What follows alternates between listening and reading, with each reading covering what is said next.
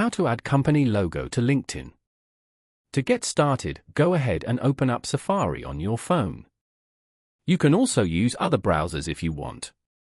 Go to www.linkedin.com. You will then be taken to your profile page on LinkedIn. On this page, tap on Show More as shown. Here, scroll down and tap on your business page. Once you're here, tap on Show More again. Scroll down and go to Edit Page. From here, you can edit and change your page information. Tap on the edit icon below your profile picture. Select Photo Library.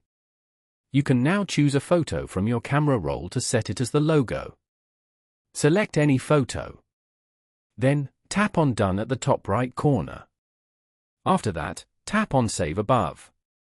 You have now successfully set this photo as your LinkedIn profile picture. Following these steps, you can easily add company logo to LinkedIn.